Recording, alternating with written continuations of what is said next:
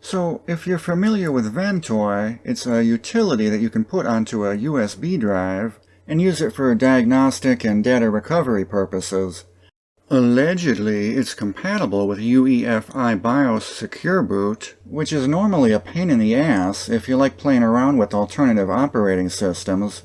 Normally, I disable that Secure Boot crap on all my PCs, but I have this old Lenovo laptop here with a locked BIOS, so I can't disable it. I wanted to swap out the hard drive in here for an SSD, and I was going to boot into Ventoy to launch Clonezilla and clone the hard drive. It worked the first time, but once I rebooted, I got this. I looked around online and others had this problem too, but it looks like a complicated process to fix it and it's not documented well at all, so I thought I'd make a video on it.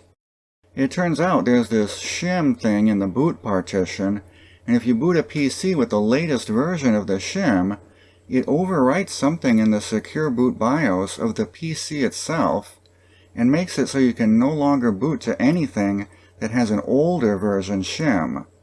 I had this PC set up to dual boot between Linux and Windows, but it will not boot to Ubuntu at all now, even from its own hard drive. And because this thing is BIOS locked, I can't just go in and disable the Secure Boot. I can get it to boot into Windows 10 though for some reason. Apparently the SHIM that the Ventoy USB is using is an older one.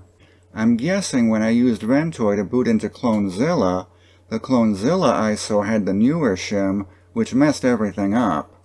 So now we gotta fix it. There's a mockutil utility that you can use to whitelist the old SHIM, but that only works if you can disable Secure Boot. If you can't disable it, like me, you have to get a newer SHIM and manually copy it over to the bootloader of the Ventoy USB drive. Step 1 is to acquire a newer version SHIM. The forum threads all recommend to grab one from a Red Hat distro, so I downloaded that on another working PC. Then I mounted the Ventoy's USB to that computer. You could try doing this on a Windows PC, but you're going to run into some issues later on with that SHIM archive. So here I created a directory called ventemp to mount the drive to. If we do a lsblk, our Ventoy drive is at SDB1 and SDB2. Now your computer might be different. On mine I want to mount the SDB2. Whatever partition is the 32 megabyte one, that's the boot partition that we need to access to get to the SHIM. So I'm going to mount that to the ventemp directory I created a little bit ago. If we look in there, you'll see there's an EFI folder, and in that, a boot folder. The boot folder is where we want to go. Here is all of our bootloader files. Now I'm going to back all of these files up, just in case I screw things up worse later on. We're going to be replacing some of those files later. Now let's get back to that SHIM we downloaded. It's in some weird RPM archive. 7-zip will open it up, but inside it is another archive, a cpio file archived with Z standard. 7-zip will not open that. Linux does have a built-in cpio utility, but when I tried using that, I got a bunch of garbage. Seriously, who puts an archive within an archive within an archive? Oh yeah, this is from a Red Hat distro. It's some Fedora nonsense. Actually, it's better to archive it in 3 different formats. Oh, go tip your Fedora. So it turns out the proper way to extract that archive is to use a utility called rpm to cpio, and then pipe that to cpio. Now we have our extracted bootloader files with the new version SHIM. Now we can start copying those files over. To fix the Ventoy USB, we're going to need to copy the bootx64.efi file from the archive to the EFI/boot directory on the Ventoy USB, overwriting the existing file. The second file we need to copy is located up a level in the archive in the Fedora directory. We want to take the mmx64.efi file and copy that to the Ventoy USB's EFI boot directory. Now this file does not currently exist in the Ventoy USB, so here we're adding a new file. You can see when I do a listing on the Ventoy USB drive, we got a new bootx64 EFI file and the new mmx64 EFI file. Then there's one more step we gotta do.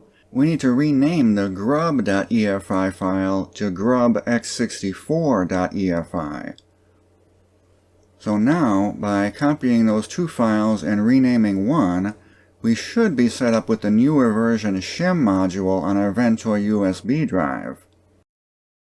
So I'll go ahead and plug the Ventoy USB drive back into the laptop, then we'll power it up, make sure it's set to boot from the USB. Ah, hey look, Ventoy is working again. We'll try and launch Clonezilla.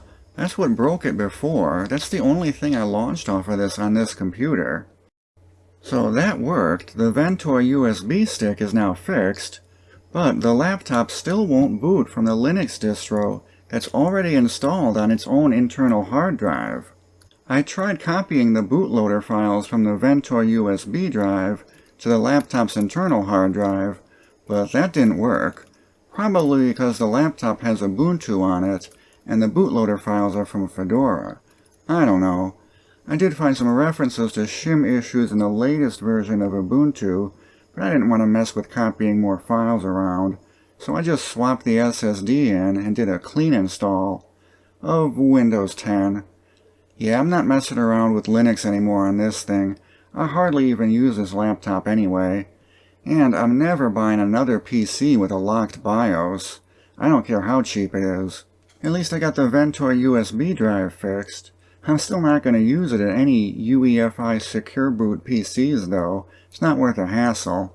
So that's it for this video. Hopefully it helps someone else out who had the same problem. Thanks for watching. See you later. Bye.